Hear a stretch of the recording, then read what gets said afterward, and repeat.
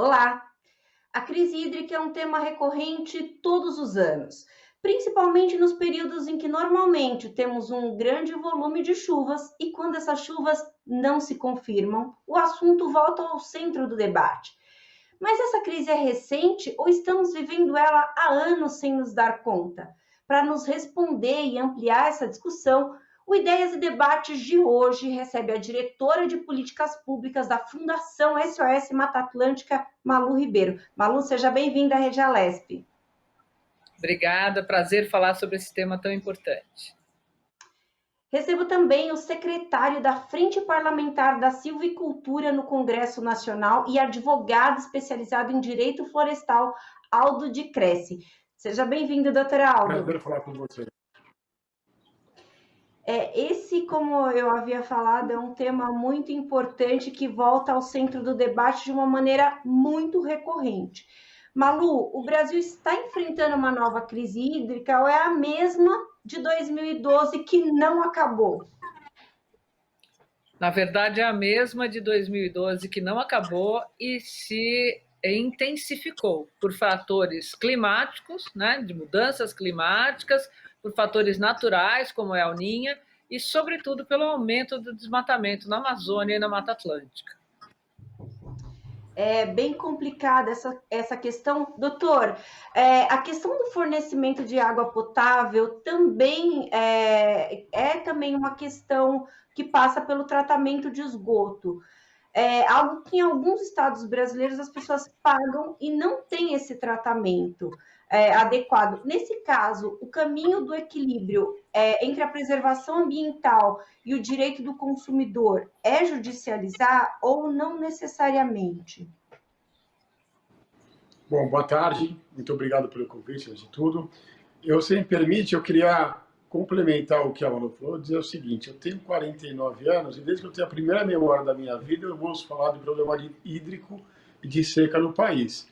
Então não é desde 2012, esse é um problema recorrente que existe sempre, infelizmente nós não temos um projeto para isso, né? Então, passa ano, volta ano, na medida que tem um problema climático e você perceba essas secas que existem, volta de novo. Então, infelizmente, e reforço o que ela disse sobre o problema grave que a gente vive nas questões florestais.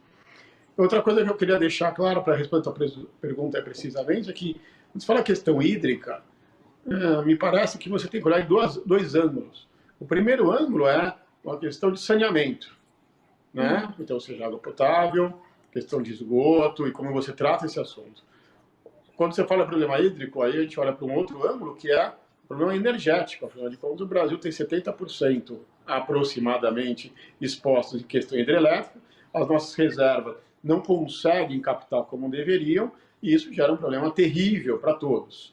Então, sim, nós vamos viver, infelizmente, já está antecipado o problema do fim do ano, se preparem.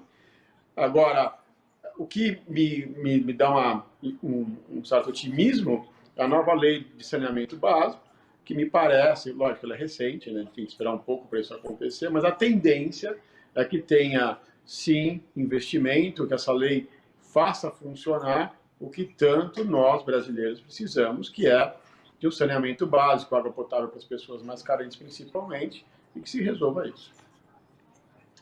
Malu, dá para a gente elencar o que está causando essa degradação dos recursos hídricos? Dá para colocar só na conta da chuva? Porque é muito comum quando a gente vê a manchete dos recursos hídricos voltar aos jornais, as pessoas falarem, não tem, a gente está com um período de estiagem e tal, tal, tal. Mas me parece um problema tão grave que atribuir só a chuva não está muito justo. Eu queria que você falasse se realmente é só a chuva ou tem outras questões.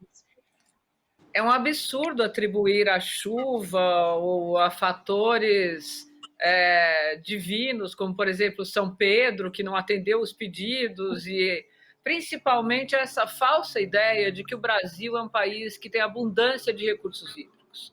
É fato que nós temos abundância de recursos hídricos, mas esses recursos hídricos, ou seja, a água, ela não está distribuída no nosso país, no território nacional, de forma igualitária.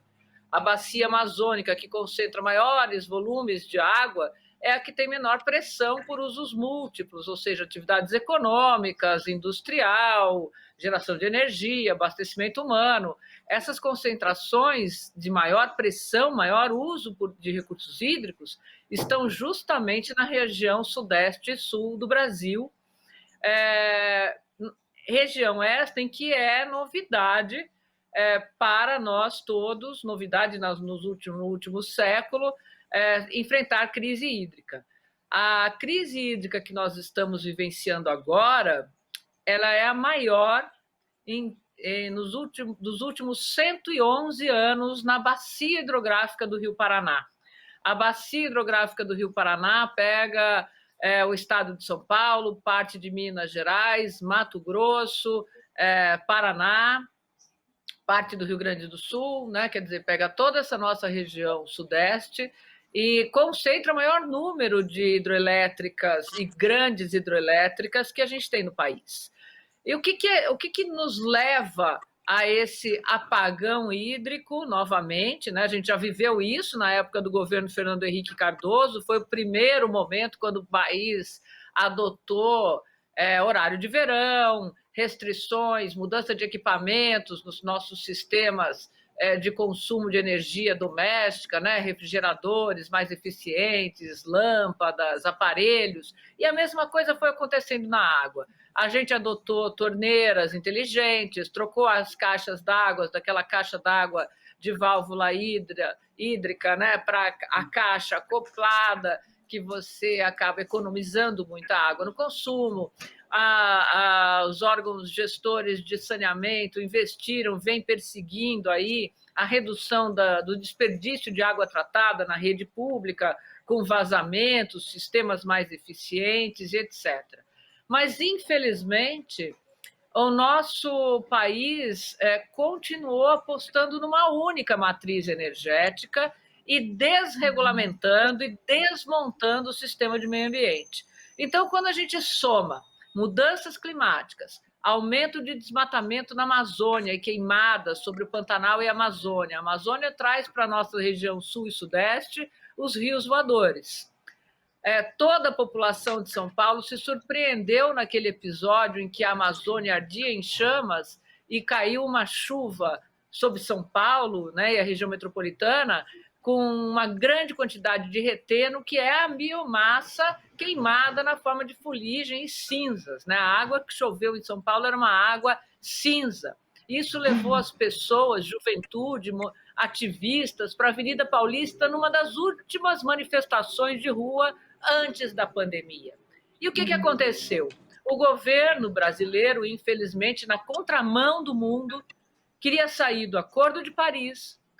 A primeira atitude do nosso presidente da República foi acabar com essa medida educativa e de conscientização da população, que é o horário de verão, e depois, em seguida, como promessa de campanha, desmontar as políticas públicas de meio ambiente e a governança da sociedade. O resultado só podia ser esse caos, porque quando a gente se prepara para esses eventos climáticos, segue medidas de governança, setores, usuários de água, está aqui o setor da silvicultura, que é extremamente estratégico para a redução, sequestro de carbono, para atividades de restauração florestal e consumo consciente de madeira, está associada à proteção e ao cumprimento da legislação do Código Florestal e à proteção de bacias hidrográficas com mata nativa e floresta plantada. Outros setores caminharam na contramão e estão buscando desregulamentar, como dizem as autoridades, flexibilizar a legislação, acabar com o licenciamento ambiental. Então, infelizmente, quando você tem sinais contrários por parte das autoridades, o que a gente recebe é um caos, como que se antevê aí em regiões metropolitanas importantíssimas como Curitiba, que desde 2020 enfrentam racionamento de água para abastecimento humano, e agora isso vai pesar para o setor elétrico e principalmente para o agronegócio, que depende muito da água bruta dos nossos rios. Sim, sim, a consequência é gigantesca, com certeza. Malu, você falou da questão do abastecimento aí de outras fontes de energia. O doutor também comentou sobre isso. Doutor Aldo, a gente sabe que a crise gera problemas também no abastecimento de energia elétrica, né? Tá uma coisa ligada à outra. O senhor acha, o senhor vê que é hora da gente olhar com mais seriedade para outras fontes de energia, como eólica e fotovoltaica, que de repente o estímulo pode fazer com que a própria população utilize essas outras fontes aí no dia a dia, e os prédios públicos, e de uma maneira geral, como é que o senhor vê essa questão? Olha, é tarde, né? Veja, eu sou um defensor, inúmeras vezes eu dei palestras, escrevi artigos defendendo isso. Porque veja uma coisa, nós temos 70% de exposição em matriz energética hidráulica. Não dá mais para você ter cabimento e não tem espaço para ter mais impactos ambientais nas questões de hidrelétrica. Então, o que nos resta? Você tem matrizes que são poluentes, que infelizmente você tem da queima de fósseis, óleo, e você tem o gás. Né? O gás de todos não diria, não é tão ruim. Mas você tem três alternativas de energia maravilhosas, que é a fotovoltaica, a eólica e a geração de energia a vácuo de madeira. Então, não adianta você achar que você tem que reduzir essa matriz em 70% e aumentando proporcionalmente as matrizes renováveis. Que você tem o dinheiro que você quiser do mundo inteiro para isso. Só vai ter dinheiro para isso, aliás. É um interesse global. As companhias grandes, brasileiras, importantes, estão comprometidas com isso. E você veja uma coisa interessante. A energia solar, você não consegue captar a geração dessa energia durante o dia inteiro, por óbvio. Você tem momentos sem sol à noite e você tem espaços do dia com nuvens ou algumas épocas do ano onde você está um tempo mais nublado. A eólica, você tem limitações dos lugares que possam gerar algo que possa gerar esse tipo de energia. Então, é uma questão muito típica, geográfica. Né?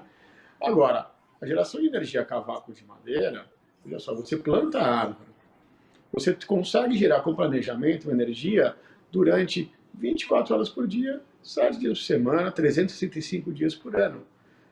Ocorre que para você conseguir fazer isso implementar, tem que ter uma vontade política. Você tem que, evidentemente, pensar em alguns tipos de incentivo, conscientizar as pessoas.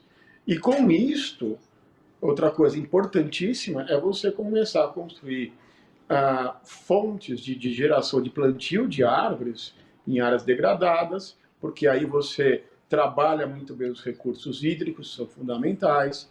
Você, nos nossos reservatórios, se você fazer uma política pública brasileira de plantio de árvores nos reservatórios, você começa a falar com que eles tenham um estoque melhor de reserva e vou um pouco mais além, não é o tema, mas se nós tivéssemos um plantio de árvore relevante em todas as barreiras que existem, nós provavelmente evitaríamos esses desastres que acontecem e, ao mesmo tempo, você está trabalhando com uma qualificação melhor do nosso meio ambiente, ele tende a se desenvolver muito mais. Veja, você tem todos os títulos de Green Bonds, existe todo um comprometimento das empresas serem classificadas como ESG ou ASG, depende da língua que você fala.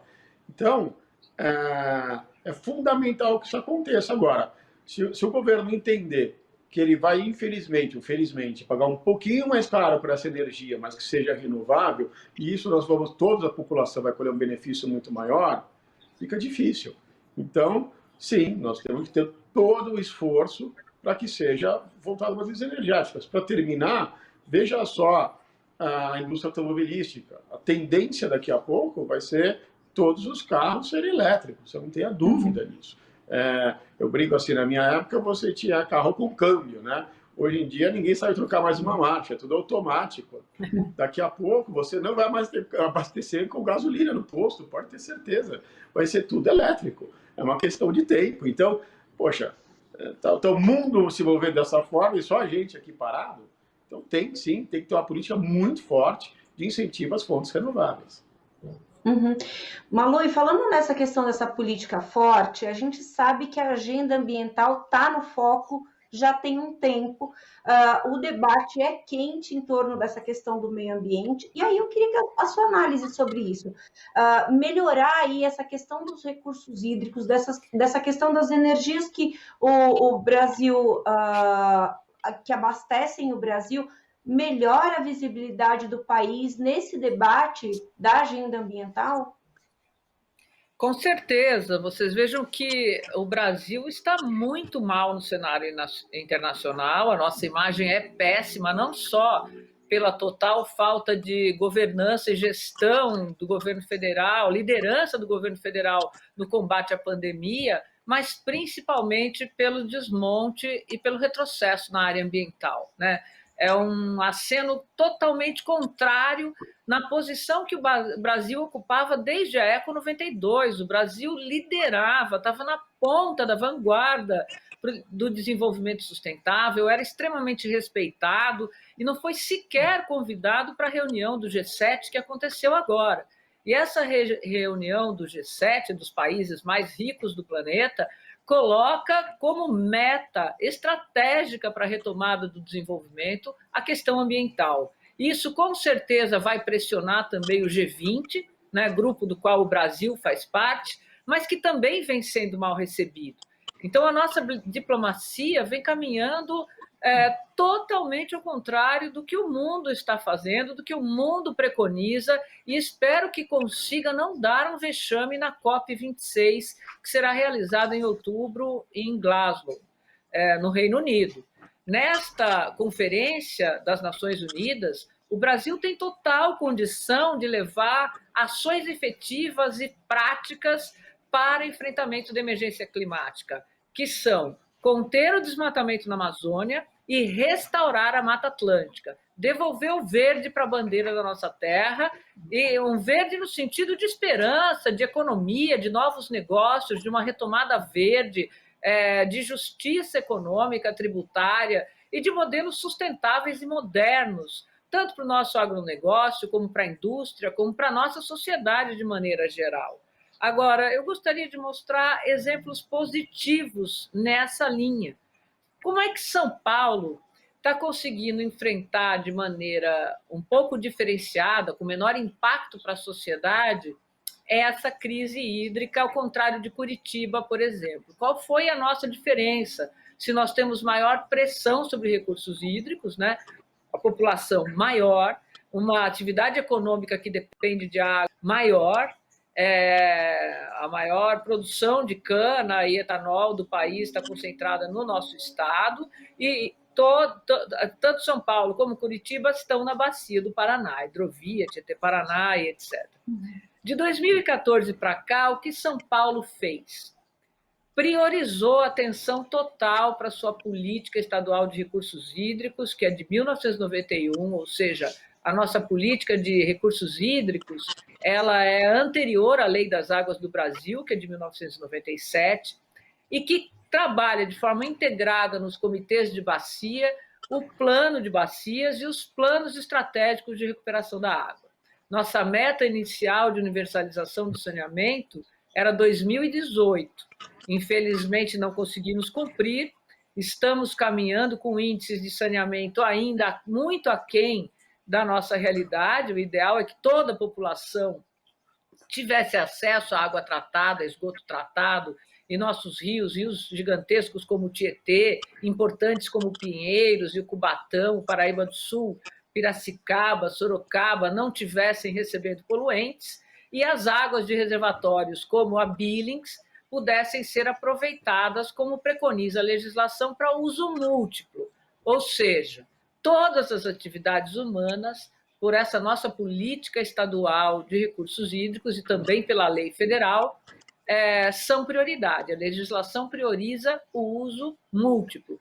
E em caso de escassez, que é o que a gente está vivenciando agora, a prioridade é o abastecimento humano e a dessedentação de animais. Portanto, o setor elétrico deveria estar se distanciando dessa dependência da água desde 1991, quando a gente instituiu no estado de São Paulo essa política pública, justamente por reconhecer a escassez hídrica, que no início dos anos 90 era a causa da escassez hídrica no estado de São Paulo nos anos 90 não era falta de chuva nem mudanças climáticas, era a poluição dos grandes rios e reservatórios. Nesta década, que é a década da restauração dos ecossistemas declarada pela ONU para enfrentamento das mudanças climáticas, o nosso desafio é justamente ações, soluções baseadas na natureza, que é como o doutor falou, recuperação de mata ciliar, de nascente, proteção, tecnologias mais eficientes, pesquisa, governança nas políticas públicas, com participação de todos os usuários, para enfrentamento dessa emergência climática, que é real, não é apocalipse de ambientalista, nem história da carochinha de cientistas malucos. É fato que nós estamos vivendo uma emergência climática e o mundo está atento a isso. Não é possível que a gente fique alheio. E essas medidas dessas políticas públicas adotadas aqui em São Paulo, como campanhas de conscientização da população, a diferença deste ano para 2014, 2015, quando teve a grave escassez hídrica na região sudeste, foi a mudança de comportamento da nossa população. Nós estamos combatendo o desperdício na rede, em todas as cidades do estado de São Paulo, operadas pela Sabesp, ou por companhias públicas privadas ou privadas, fortalecendo o sistema de comitê de bacia, de gestão por bacia hidrográfica, e apostando na restauração de florestas, ao ponto da própria Sabesp reconhecer numa campanha recente aí que o contribuinte, usuário da água doméstico, poderá destinar um percentual da conta da sua água para os rios voadores, ou seja, para a proteção da floresta amazônica, reconhecendo pela primeira vez na nossa história essa interdependência dos nossos biomas e bacias hidrográficas. Agora, energia, nós não estamos tendo outra alternativa. Tem poucas linhas de crédito, poucas linhas de incentivo para que o cidadão comum possa colocar energia solar no seu condomínio, na sua moradia popular, ou mesmo buscar alternativas de tratamento de esgoto e tratamento de água em comunidades que ainda estão em áreas irregulares e, portanto, invisíveis perante o saneamento e que vivem aí às custas de gasto, de energia elétrica e outra sorte de tentativas não adequadas. A gente poderia até colocar aí, incluir aí, Malu, até os prédios públicos, né? Porque geraria uma economia de gastos significativa para os cofres públicos. Ter o abastecimento aí por energia solar, por exemplo. Então, acho que é um item importante nesse debate que também traria um bom exemplo. Doutor, já quer acrescentar alguma coisa com relação a essa visibilidade do Brasil no debate internacional? Eu quero sim. Eu acho que também tem um problema terrível de comunicação. Né? Por um lado, nós enfrentamos esse problema de um descaso ou não atenção necessária ao nosso maior patrimônio que desse país, que são as nossas florestas, mas também é importante ficar muito claro que o país tem uma legislação excelente. Veja só, do que eu tenho plantado hoje, média, eu preservo metade, porque eu tenho as reservas legais obrigatórias e as áreas de preservação permanentes. Né? Então, se eu tenho um plantio de eucalipto, por exemplo, tenho certeza que metade do meu plantio são meios de você preservar o nosso meio ambiente, não só pelas reservas legais ou das APPs. Então, não só precisa isso, mas precisa também demonstrar que o Brasil é um país que tem leis efetivas, tem uma preocupação natural. Isso, inegavelmente, é um custo que o agricultor brasileiro carrega. A agricultura inclui silvicultura e agricultura, ou mesmo a pecuária, né? Então, eu acho que isso é importantíssimo falar. Existe um problema de comunicação. O problema é que parece que isso não é importante. É importantíssimo. Né? Deveriam estar viajando, evidentemente, quando o fim dessa lamentável pandemia acontecer, aí o mundo inteiro demonstrando como o país é um país sério e tem responsabilidade com isso e que se mude essa imagem terrível que nós temos. O segundo ponto, quando eu digo das energias renováveis, aí volto a falar do cavaco de madeira, lembra o seguinte, quando você fala de eólica, você tem uma grande parte das peças importadas. Quando você fala de solar, a mesma coisa, ou seja, eu estou exposto à variação cambial. Quando eu estou dizendo a geração de energia a cavaco de madeira é 100% custo brasileiro. Eu não fico exposto a variações cambiais que, naturalmente, elas podem inverter isso. Então, poxa, por que não priorizar algo que é 100% aqui dentro? Nenhum país do mundo planta tão bem quanto o Brasil, seja na agricultura, seja na questão de silvicultura, e tem uma floresta nativa tão importante. E mais do que isso, fazendo isso, você teria toda uma forma de reposição de áreas degradadas. Só a terceira e último ponto, para não me estender, veja só, a região norte, que ela tem um sistema próprio, então ela não está interligada no sistema total brasileiro, ela sempre sofre com problema de energia, por incrível que pareça. Né? Afinal de contas, 12% das reservas fluviais de água estão no Brasil e lá em cima, né, na região norte. Mas por que não você incentivar as concessões das florestas públicas de uma forma totalmente reconhecida, legal, para que você gere energia em cima disso, por meio do manejo sustentável? Por que você não prioriza os plantios em áreas degradadas para que as colheitas forem apropriadas, ou em áreas produtivas, você use isso como fruto, como matéria-prima para energia renovável? Então, eu queria fechar dessa forma. Eu queria tocar num assunto com vocês, até a Malu já falou um pouquinho sobre isso, que eu acho que é importante a gente abordar, que é a questão da educação das pessoas. A gente sabe que o racionamento, por exemplo, foi criado nesse sentido, para educar as pessoas ali a economizar a água e tal. A mesma coisa, o horário de verão também foi criado com essa finalidade. Eu queria a opinião de vocês sobre esses dispositivos, digamos assim, para ajudar a população e para que a população seja parte desse debate também de alguma forma, ainda que não tenha ali esse conhecimento, mas que seja ali parte de alguma forma.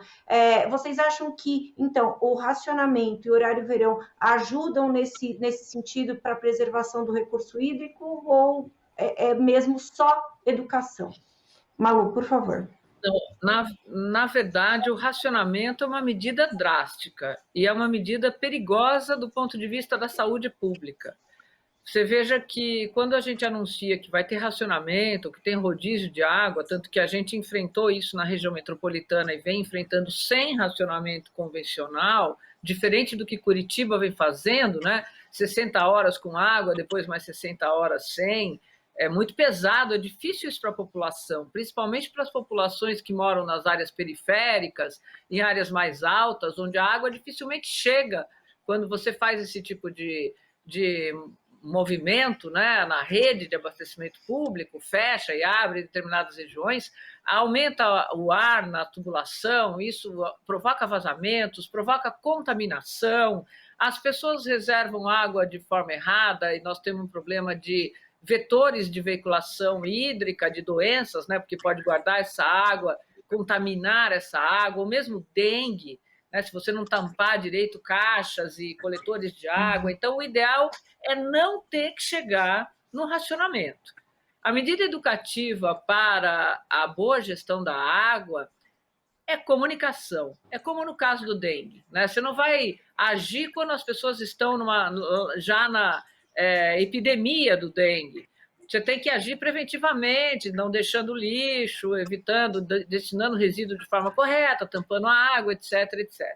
Com a água é a mesma coisa, é usar de forma consciente, de forma sustentável e trabalhar priorizando o saneamento como uma agenda estratégica para o Brasil. A gente não pode continuar com índices medievais de exclusão hídrica. O acesso à água é reconhecido pela Organização das Nações Unidas, e como o Brasil é parte das Nações Unidas, como direito humano. Mesma coisa o saneamento. E tramita agora na Câmara dos Deputados, já aprovado pelo Senado, uma PEC que inclui, dentre os direitos fundamentais do brasileiro, o acesso à água potável. Então, nós temos que lutar por isso, precisa colocar isso na agenda prioritária durante o período eleitoral. A água não nasce magicamente nas torneiras ou nas caixas d'água, e muito menos no sistema cantareiro ou nos reservatórios. Para chegar lá, a gente precisa de floresta. Não tem água sem floresta. No caso da energia, o horário de verão, ele ajudava a população a ter a consciência de que a energia, no caso do Brasil, também depende de atitudes que impactam na água, que é essencial para a nossa vida. Então, a mudança de comportamento no uso da energia, mudando os setores. Agora, a gente precisa de uma comunicação, de uma sinalização dos governos, né, dos órgãos gestores, para os grandes usuários. Os grandes usuários que movimentam a economia, tanto da água quanto da energia, e que têm buscado sozinhos, sem apoio governamental, soluções para que o Brasil não empaque. Porque os sinais, as medidas que vêm sendo tomadas, vocês vejam que estamos aí no risco iminente de uma medida provisória que tende a tirar da Agência Nacional de Águas e do IBAMA o poder de regular o uso da água e a vazão das águas nos reservatórios. Isso é absurdo, é inconstitucional e é uma medida política eleitoral. Então, o que a gente precisa, voltando a falar em educação? Precisa de uma educação para votar. O brasileiro precisa entender que não pode votar por raiva, por extremismo de direita ou esquerda, mas tem que votar e eleger governantes responsáveis com aquilo que é prioridade para nós. Quem quer água em casa, quem quer saúde pública, vacina, veja bem em quem vai votar nas próximas eleições. Uhum. Doutor, como é que o senhor vê essa questão do racionamento, do horário verão, para contribuir nessa questão da renovação do recurso hídrico? Bom, eu concordo com o que a Malu falou, não há como discordar. Eu acho que precisa tomar cuidado, que são coisas distintas. Uma coisa é uma política pública de médio e longo prazo, você não faz do dia para a noite, de conscientizar as pessoas de como você tem que ser cauteloso com os recursos hídricos. Não só estou dizendo na sua casa, mas também no campo, na agricultura, na indústria e de outras formas, em todos os lugares que você necessita fundamentalmente de água, né? Com relação à questão de horário de verão, e o que vai existir de racionamento, eu só tenho a lamentar, porque isso eu tenho que fazer, porque nós não tivemos planejamento, infelizmente. O racionamento existe, e se você estivesse num deserto, ainda poderia entender, né? Mas não é o nosso caso, infelizmente. Me parece uma imagem o seguinte: você tem que levar uma água para uma criança, você pode levar um copo d'água. Aqui a gente leva ela com, parece um gelo, está na sua mão, quando chega na criança o gelo derreteu, não tem nada, né? Então, são coisas diferentes. Então, racionamento é uma questão emergencial por falta de planejamento, e que acompanha o Brasil historicamente, tá? Não estou dizendo nesse governo, no outro, e todos. Eu faço uma crítica generalizada, isso, infelizmente. A questão do horário de verão, isso precisa ser muito olhado com atenção, mas me parece que não vai ter outro jeito, que é uma das medidas de você segurar um pouco o consumo de energia, na medida que a gente vai ter uma estiagem grande, e nós vamos sofrer no fim do ano, começo do ano que vem. Vai ser terrível. Então eu, infelizmente, sou muito pessimista com relação a isso, mas é uma realidade, né? Você veja que o governo já começou a tomar algumas medidas emergenciais, espero que elas consigam mitigar, por exemplo, permitir que termoelétricas comecem a operar rapidamente, e uma série de outras coisas que você vê aqui pontualmente a cada semana sendo apresentadas. Então, esse é o meu ponto de vista.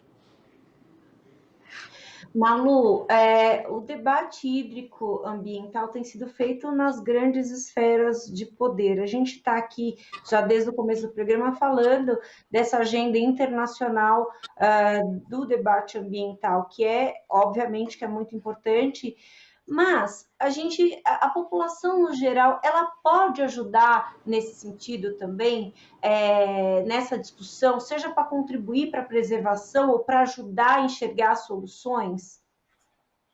Com certeza, a população é um elemento chave estratégico nessa governança, né, das duas coisas, tanto da água como da energia. Veja que o nosso exemplo, né, voltando a relembrar aí 2014, 2015, a sociedade foi solidária, né? As pessoas colaboraram entre condomínios, moradias, casas, fizeram cisternas em suas residências, buscaram alternativas para vencer aquele desafio. Além disso, várias organizações não governamentais fazem pesquisas, universidades, as sociedades amigos de bairro. A nossa população é muito presente, ela é muito aberta a esses chamamentos coletivos que a gente precisa fazer, mas precisa de uma orquestração, né? Não adianta iniciativas isoladas em pequenos pontos. Então, que um debate como esse aqui na Assembleia Legislativa de São Paulo é extremamente salutar, é muito importante trazer as comunidades, né, tanto de áreas urbanas como de áreas rurais, da nossa área costeira, de regiões estratégicas produtoras de água, como, por exemplo, o Vale do Ribeira, Vale do Paraíba, para que a gente amplie essas discussões e coloque o cidadão no centro da solução, né, da busca de soluções, principalmente ouvindo aí nossos órgãos técnicos e as nossas universidades. Nós temos muita pesquisa, muita solução, muita tecnologia social que pode ser aproveitada, que pode ser valorizada, precisa só de incentivo. É muito importante essa questão que você colocou agora, Malu, e até da inteligência da população. A gente pode pegar aí o povo do Nordeste, que em muitas áreas não tem água encanada, a dificuldade de abastecimento é gigantesca, eles ficam rezando literalmente pelo dia que vai chover para ver se consegue abastecer ali aqueles pequenos riachos que eles fazem ali, né, que eles criam, e conseguem atravessar a dificuldade com muita propriedade, né? Então, são exemplos como esse que acho que serve para todas as regiões do quanto a população consegue se reorganizar ali ao longo do processo. Doutor Aldo está conosco ainda? Acho que o doutor Aldo teve uma falha de internet, mas vamos seguir, Malu. Malu, o desabastecimento de água gera consequência na produção de alimento. Claro, nessa questão de energia que a gente já falou anteriormente. Você vê que caso não haja soluções efetivas, a crise pode ganhar proporções ainda maiores. Com certeza, porque, como disse o doutor Aldo muito bem antes dele cair aqui nosso debate, essa crise ela tende a se acirrar ao longo dos anos, né? Veja que a gente não conseguiu restabelecer os nossos reservatórios e a vazão dos nossos rios na Bacia do Paraná e principalmente no estado de São Paulo, a vazões e volumes anteriores à crise de 2014. Nós estamos nesse mesmo período do ano, em 2013, nós tínhamos os reservatórios do Sistema Cantareira, por exemplo, com 53% do seu volume de abastecimento, né, no reservatório. Agora, a gente já está com bem menos do que isso. Então, aquele era um período pré-crise. Veio a crise hídrica, nós chegamos lá a usar o volume morto e etc., e a gente não recuperou o nível desses reservatórios nas margens de 80%, 70%, que seria um valor confortável para enfrentar um longo período de estiagem de novo. A agricultura, que produz alimentos, principalmente as hortaliças, os grãos de hortaliças, né, o pequeno produtor, ele depende quase que diretamente da água dos rios, da água superficial, eles não têm reservatório. né? Não tem reservatórios para irrigação, para produção de alimento. Então, a gente precisa valorizar o produtor rural, a agricultura familiar, os bolsões e cinturões verdes de produção de alimentos das nossas cidades, como é o caso da própria São Paulo, a bacia do Alto Tietê Cabeceiras, ali, região de Mogi, Suzano, Salesópolis, Biritiba, com tecnologia para eficiência nessa produção de alimentos. Ou seja, de forma que ele consiga produzir tendo menor dependência de recursos hídricos e fazendo ali, como usuário de água, representado nos comitês de bacia, uma boa governança, inclusive de instrumentos econômicos. Você veja que nós temos em São Paulo a cobrança pelo uso da água, que é um instrumento que sobretaxa quem desperdiça e polui e premia quem conserva e usa de forma sustentável. Agora, uma outra política pública, uma agenda positiva, é o pagamento por serviços ambientais, onde se paga para que produtores, né, proprietários de terra protejam nascentes, rios e reservatórios. Então, essas são políticas públicas extremamente importantes para esse setor, que é essencial também, né? Porque, veja, se nós tivermos a priorização de água nos reservatórios para gerar energia, como quer o governo federal com essa medida provisória, vai faltar para a produção de alimentos, vai faltar para a dessedentação de animais, e aí a gente está falando da carne, do leite, do ovo, né, do frango, de todos os outros, de toda essa cadeia alimentar, mas principalmente cultura, arroz, feijão, açúcar e leite, né? Nossa cesta básica, que tem que ter aí nessa conta água potável. Sim, eu acho que é importante até a gente destacar, Malu, que aqui na Assembleia Legislativa a gente tem projetos nesse sentido. A gente tem, votamos aqui na casa e foi para a sanção do governador o projeto do ICMS verde. Então, quer dizer, municípios que preservam mais o meio ambiente, ele tem uma destinação maior de recursos, e isso é muito importante para que a gente consiga trazer um equilíbrio ambiental. A gente lembra também que o interior do estado de São Paulo tem uma vocação agrícola muito forte, muito grande, e isso também está tudo envolvido, né, para que a gente consiga a preservação do recurso hídrico, para que consiga esse abastecimento da melhor forma possível para esses produtores. Doutor Aldo, é possível a gente afirmar que a crise hídrica gera um maior impacto para quem tem menos recurso financeiro? Olha, gera um impacto para toda a população. Desde aquela pessoa que tem um recurso mínimo, infelizmente, porque ele vai sofrer, né, até a indústria.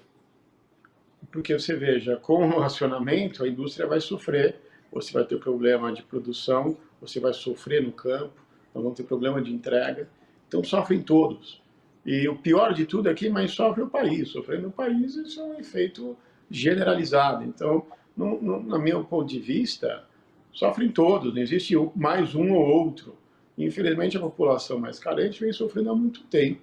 Minha esperança é que esse marco regulatório do saneamento, ele tenda, ao médio e longo prazo, tentar melhorar essa situação terrível que nós temos.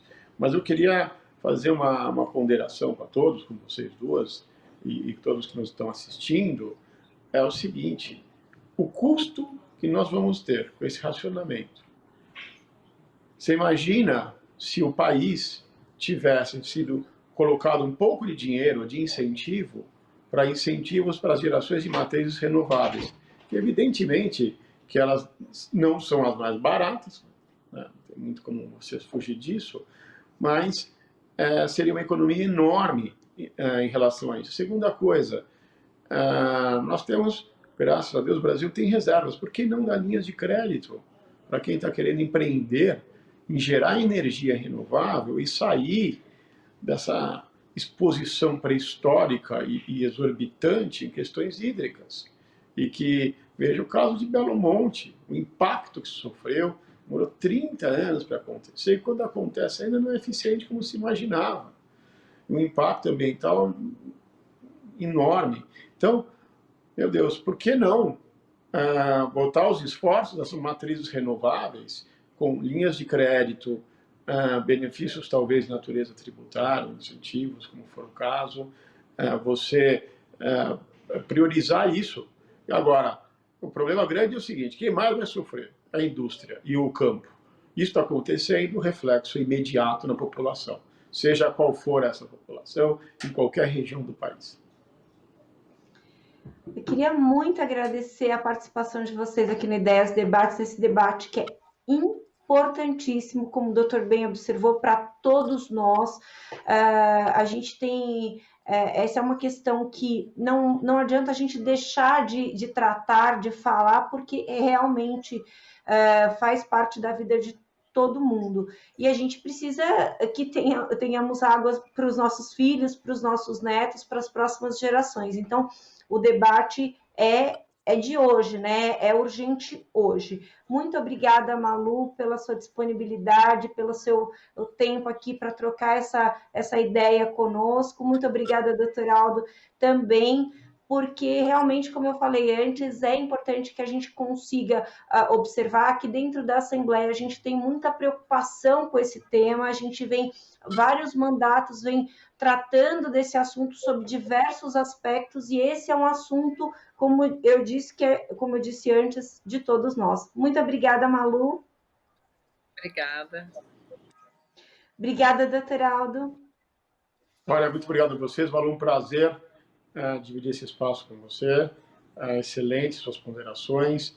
Você que está mediando tão bem, muito obrigado pelo convite, uma boa noite.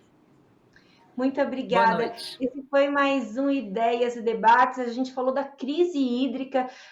Conversei aqui com a Malu Ribeiro, diretora de políticas públicas da Fundação SOS Mata Atlântica, e o Aldo Cresce, que é advogado, secretário da Frente Parlamentar de Silvicultura no Congresso Nacional. Muito obrigada pela sua companhia. Você fica agora com a programação da Rede Alesp. Você pode rever esse programa e outros programas da Rede Alesp nas nossas redes sociais.